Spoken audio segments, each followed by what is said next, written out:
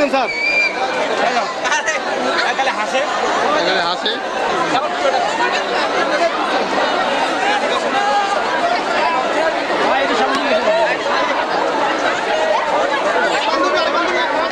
শিক্ষা ব্যবস্থা হয়েছে আমাদের সিসি ক্যামেরার মধ্যে আমরা এক্সাম দিয়েছি।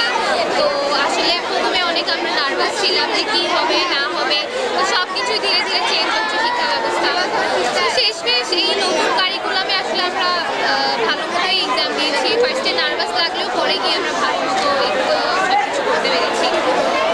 প্লাস হচ্ছে এবার হচ্ছে রেজাল্টের হার নাকি অনেক খারাপ আছে, বাট তাও যে আমি এ প্লাস পেয়েছি আমি এটার জন্য অনেক ধন্য যে আমি এ প্লাস পাইছি। আমার টিচার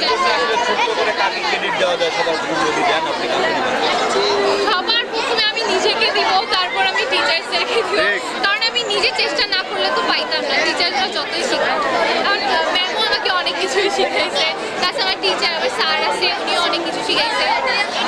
প্লাস আমি যদি নিজে থেকে চেষ্টা না করতাম তাহলে আমি পাইতাম না। মেইনলি আমি নিজে চেষ্টা করছি, আমার টিচার্সরা করছে, আমার আম্মু বাবা আমাকে সাপোর্ট করছে, তাই হচ্ছে আমি ভালো রেজাল্ট করতে পারছি। আমি সেই জন্য আলহামদুলিল্লাহ আমি ভালো রেজাল্ট।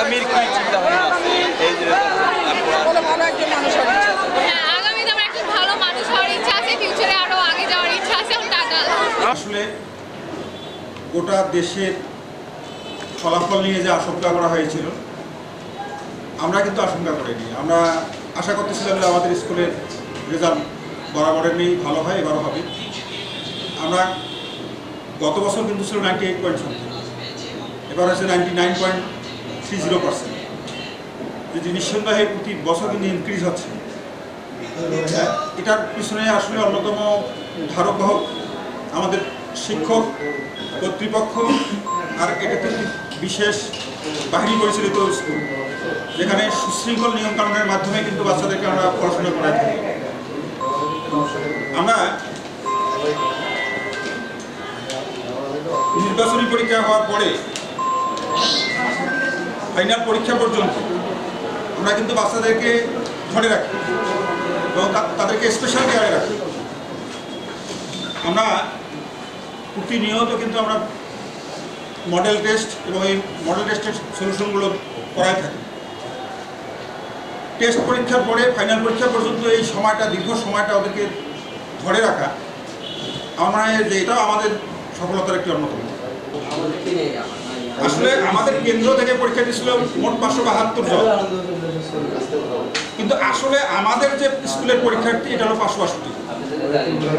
আর এখানে মেট্রোপলিটন স্কুল ও কলেজের কিছু ছেলেমেয়ে আমাদের এখান থেকে পরীক্ষা দেয়, বরাবরের নেই, এবারও দিয়েছে।